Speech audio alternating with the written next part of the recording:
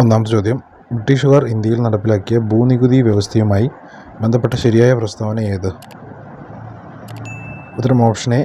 ബംഗാളിൽ നടപ്പിലാക്കിയ ഭൂനികുതി വ്യവസ്ഥയാണ് ശാശ്വത ഭൂനികുതി വ്യവസ്ഥ. രണ്ടാമത്തെ ചോദ്യം, ചോർച്ചാ സിദ്ധാന്തത്തിൻ്റെ ഉപജ്ഞാതാവ് ആരാണ്? ഉത്തരം ഓപ്ഷൻ സി. ദാദാഭായ് നവറോജി. മൂന്നാമത്തെ ചോദ്യം, ദത്താവകാശ നിരോധന നിയമം നടപ്പിലാക്കിയ ഗവർണർ ജനറൽ ആരാണ്? ഉത്തരം ഓപ്ഷൻ ബി. ഡൽഹൌസി പ്രഭു. നാലാമത്തെ ചോദ്യം, താഴെ പറയുന്നവയിൽ ശരിയായ പ്രസ്താവന ഏത്? ഉത്തരം ഓപ്ഷൻ ഡി. 1857 വിപ്ലവത്തിൻ്റെ ലക്നൌവിലെ നേതാവായിരുന്നു ഹസ്രത്ത് മഹൽ.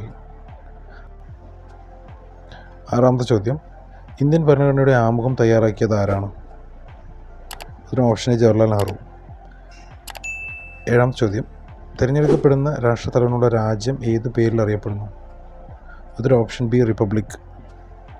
എട്ടാമത്തെ ചോദ്യം, ക്ഷേമരാഷ്ട്ര സങ്കല്പത്തെക്കുറിച്ച് ഇന്ത്യൻ ഭരണഘടനയിൽ എവിടെയാണ് പ്രതിപാദിച്ചിരിക്കുന്നത്? ഉത്തരം ഓപ്ഷൻ ബി. നിർദ്ദേശക തത്വങ്ങളിൽ.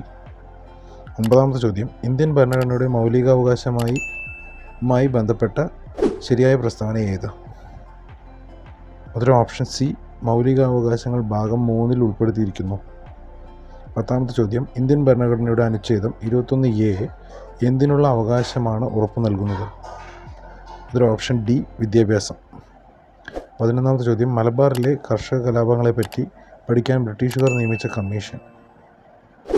ഉത്തരം option A. William Logan commission. 12ാമത്തെ ചോദ്യം, കുറിച്യ കലാപത്തിൻ്റെ നേതാവ് ആര്? ഉത്തരം ഓപ്ഷൻ സി.